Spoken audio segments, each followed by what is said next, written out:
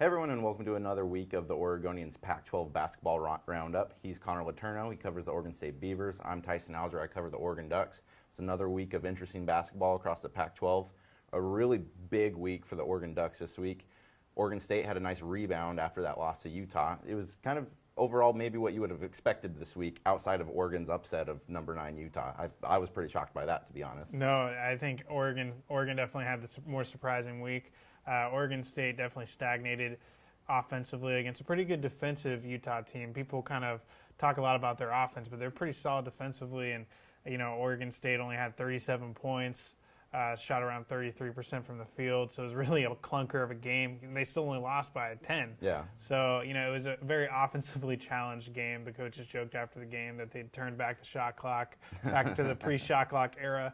So it was definitely that type of game. I was actually not at the Colorado game because I was dealing with a family matter, but Gina was there, and it looked like they really bounced back in a big way. They were routing them by halftime. Gary Payton II got returned to form after it's been an up and down past couple weeks. He had 7 block shots for a 6'3" guard who's really more like 6'2". That's pretty impressive. So.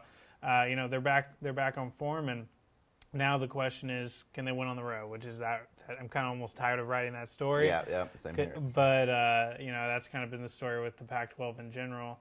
But it's going to be important for them to at least split this series in the Bay Area if they want to at least make the NIT. Definitely. And for Oregon, they had the Wednesday win over Colorado. It wasn't a great win. It was kind of they had a big lead, and then, like they've done many times this year, they kind of let the other team come back a little bit. But they were able to get that out of the way, which I think was important to not, you don't want to slip up before the game like you need to win. And going into this Utah game, a lot of their tournament hopes kind of righted on this game because Oregon's top RPI win before that was, I think, Illinois and UCLA, which are both, kind of they're not great wins. So Oregon needed this win.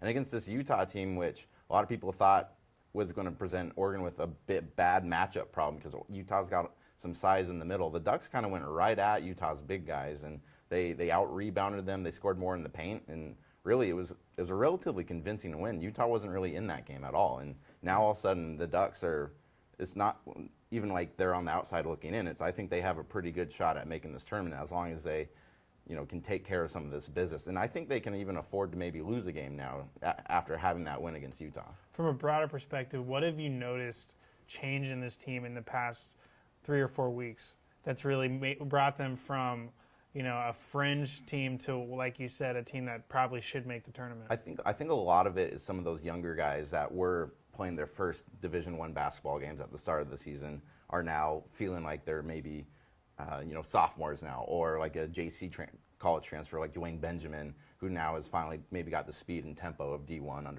under his belt. And you're really seeing this team that still revolves around Joseph Young, but now you really get a sense that like Young trusts these guys. It's not just him thinking that he has to chuck up 30 shots a game for them to be able to score points. He's distributing the ball. They're playing really well. And you're even seeing guys, against Utah, you had guys like Casey Benson and Ahmad Arori make clutch three-pointers when they haven't been able to all year. So you're getting these guys that have confidence. Everyone's on that team can create their own shot. And not a lot of them have attempted that shot earlier in the season. And now they're getting their own shots, and they're taking that with confidence. And it's really, there's a lot of momentum going on here. Yeah, no, it's. I watched part of that Utah game. It was actually in a restaurant that I was in Kansas at the time, and I was really impressed by just how confident they were. They seemed to really believe that they were going to not just win that game, but handle a very talented Utah team that a lot of people feel like is going to make a deep NCAA tournament run. Definitely, and I think really a lot of that, and he'll be the first person to say, this team is my responsibility, but Joseph Young has that mentality of, we're not shooting for the NIT. We're not shooting for this. Last week before the Colorado game, he said, we're going to make the NCAA tournament. Dana Altman was kind of quick to kind of temper that a little bit and say, like, yeah, we're going to make the Pac-12 tournament, and we'll see from there.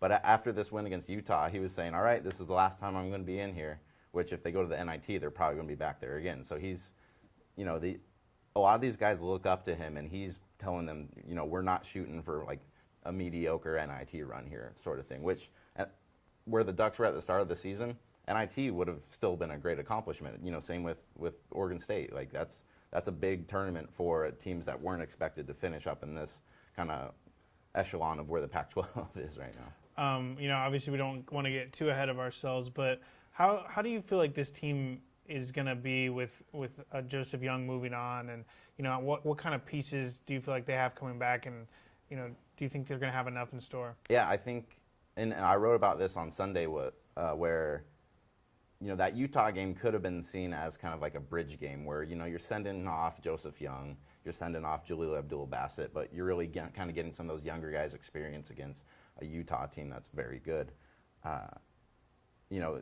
It ended up being more than that type of game, but still, you got a lot of young guys on this team that are playing with confidence. Like I said, Dylan Brooks is evolving into a really strong player for the Ducks. He's still not maybe as smooth as they would want him to. He's kind of raw and clunky at times, but late in the second half, he scored 11 straight points and dunked over about 3 guys on his 11th play. Just you're seeing that confidence, and then you'll have guys like Dwayne Benjamin. They have actually a really decent recruiting class coming in.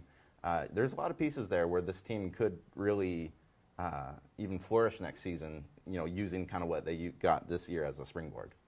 So now we're kind of entering that stretch run of Pac-12 play, a little bit over a week left in Pac-12 play before we kind of start thinking about the Pac-12 tournament. What are kind of the question marks and dominoes that you think need to fall for us to have a clear picture of what's going on in entering the Pac-12 tournament? I think there's going to be both teams go on the road here this week, but I think there's going to be a lot of importance on that Oregon State game in a week from now. It's going to be at Corvallis, where the Beavers are very good at home. Utah was a different animal.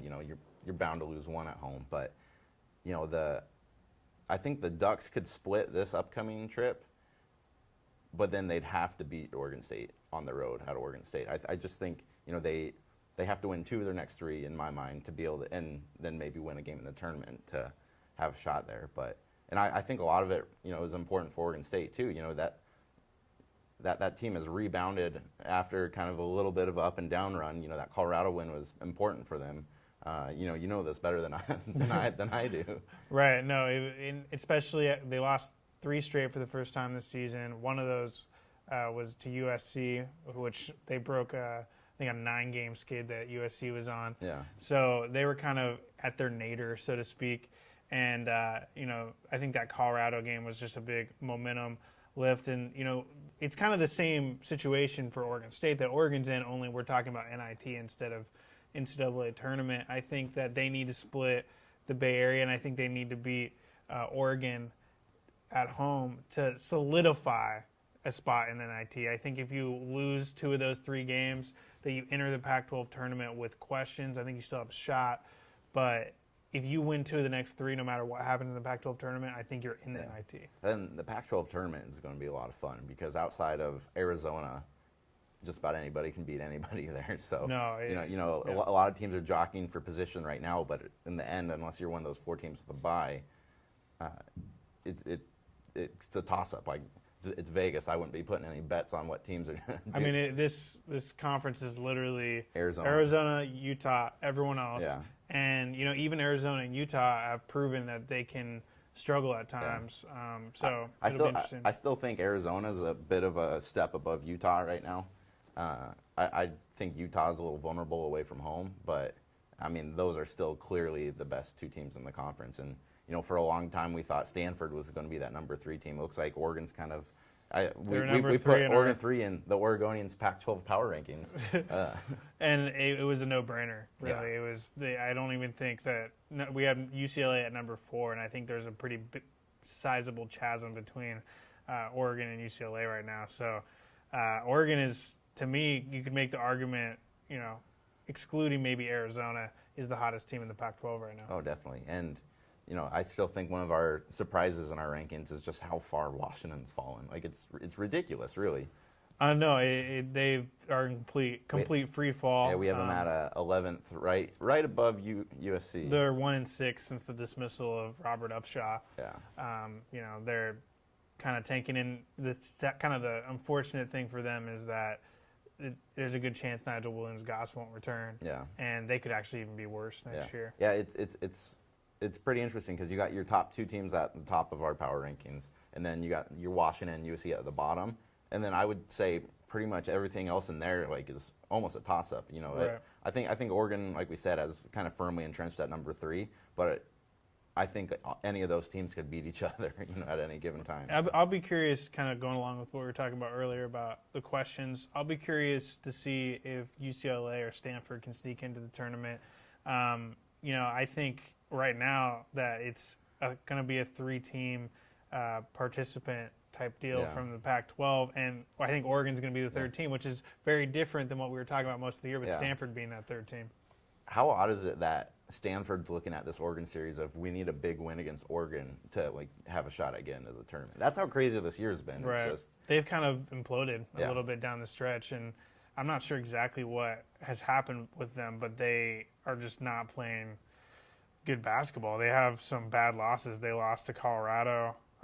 They lost to Washington State. They've won 2 of their past 6 games. So they're really reeling right now. Oregon's catching them at a good time. Oregon's been, like Oregon State, not that great on the road this year. So it'll be really interesting to see how these 2 teams do on this California trip, and we'll be back next week to see how it goes.